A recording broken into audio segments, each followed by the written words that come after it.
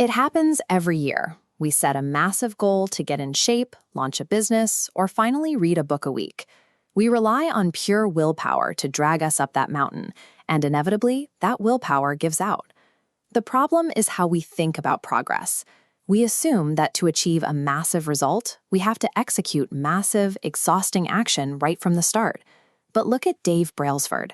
When he took over the British cycling team, they had endured decades of mediocrity. He didn't demand overnight transformations from his athletes. Instead, Brailsford pursued 1% marginal gains. He looked for tiny, seemingly insignificant improvements across the board, testing the ideal ergonomic bike seat, teaching riders to wash their hands to avoid illness, and bringing specific pillows to hotels for better sleep. Those tiny, accumulated adjustments compounded to completely dominate the Tour de France and the Olympics. This graph shows the difference between the amateur and professional approaches to change. The left pane shows what happens when you rely on bursts of motivation. You get temporary spikes, followed by inevitable crashes. On the right, you see the result of building daily systems, a steady, compounding staircase of progress that works regardless of your mood. Grab a pen and a piece of paper right now. We are going to throw out your big, overwhelming goal, and instead, build a personalized, willpower-free atomic habit blueprint. Because you do not rise to the level of your goals, you fall to the level of your systems. Today, we build your system. Start by writing down the specific identity you want to adopt. Don't write, "I will read 30 books." Write, "I am a reader." You are choosing exactly who you want to become. Step 1 is the 2-minute rule.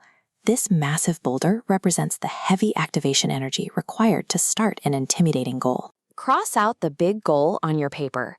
Aggressively scale it down to under 2 minutes. Run 3 miles becomes put on my running shoes. Step 2 is to anchor your trigger. If you just tell yourself you'll do your new 2-minute habit sometime today, you will forget. Write this exact habit stacking formula on your paper. After my current habit, I will do my new 2-minute habit. Pick an unbreakable daily action you already do without thinking.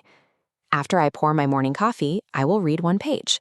Or after I brush my teeth, I will put on my running shoes. By pairing a 2-minute constraint with a guaranteed daily trigger, your new habit is equipped with an automatic launchpad.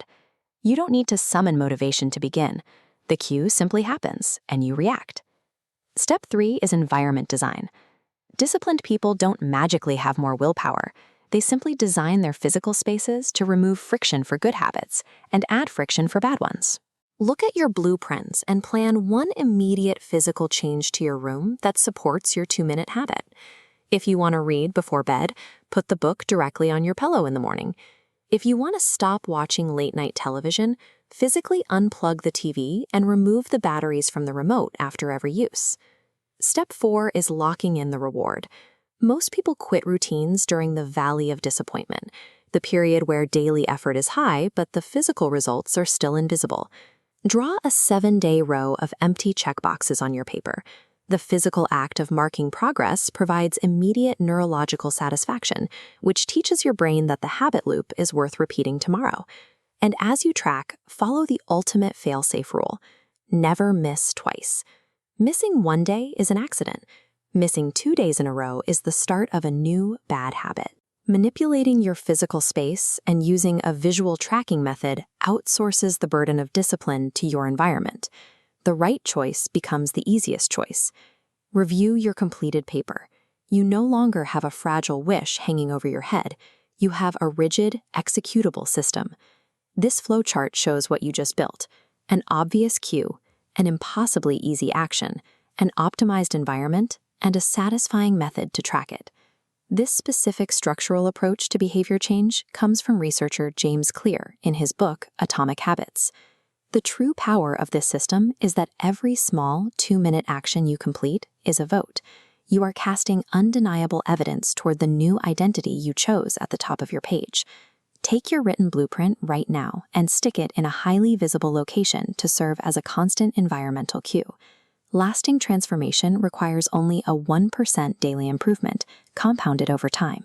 Cast your first vote today. Drop down to the comments and tell us, what is your new 2-minute habit?